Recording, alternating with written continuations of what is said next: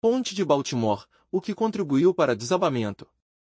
Especialistas dizem que uma série de fatores podem ter contribuído para o incidente, desde o possível uso de combustível de má qualidade até o fato da ponte ter sido projetada para navios muito menores. Pouco depois da meia-noite de terça-feira, 26, o navio cargueiro Dali bateu contra um dos pilares de concreto que sustentava a ponte Francis Scott Key, que se estende pelo porto de Baltimore, no estado de Maryland, nos Estados Unidos. Uma grande extensão da ponte de 2,4 quilômetros de comprimento desabou imediatamente, e 8 operários que trabalhavam no local no momento da colisão caíram na água. 2 foram resgatados no mesmo dia, os corpos de outros 2 recuperados na quarta-feira, e as buscas continuam pelos outros 4, todos dados como mortos. O incidente fechou um importante porto dos Estados Unidos, levantando receios de que pode haver repercussões nas cadeias de abastecimento globais. Investigadores estão apurando a causa do acidente.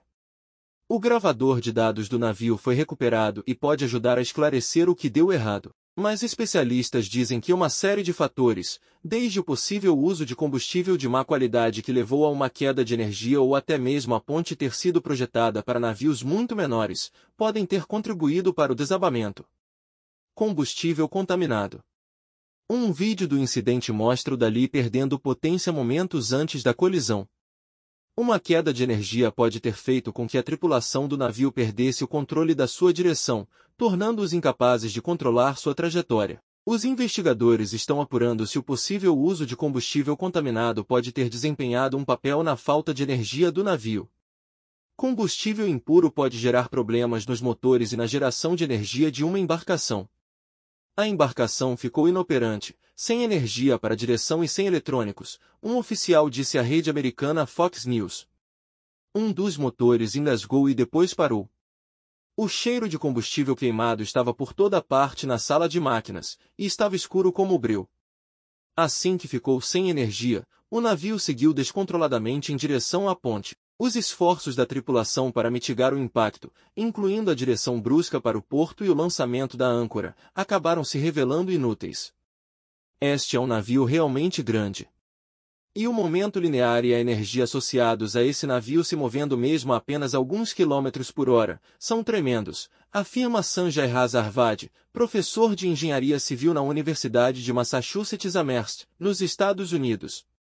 Em entrevista coletiva na terça-feira, o secretário de Transportes, Pat Buttigieg, disse que a Key Bridge, como é conhecida a ponte, simplesmente não foi feita para suportar um impacto direto num pilar de suporte crítico de um navio que pesa cerca de 90,7 milhões de quilos. Uma ponte do século passado, e um navio deste século. A ponte Francis Scott que ficou pronta em 1977. Na época, os navios para os quais ela teria sido projetada para dar passagem eram muito menores do que os gigantes de hoje, incluindo o Dali, de 95 mil toneladas brutas. Os navios que cruzavam o porto de Baltimore naquela época nem sequer se comparam, afirma Norma Jean Mattei, ex-presidente da Sociedade Americana de Engenheiros Civis. A vida útil do projeto é tão longa, às vezes, mais de 100 anos, que as demandas da estrutura podem mudar de maneiras difíceis de prever no momento da concepção do projeto e da construção, explica Arvadi. Segundo ele, os engenheiros civis muitas vezes pensam em tornar as estruturas que projetam redundantes, o que significa que uma parte pode falhar sem que toda a estrutura desabe.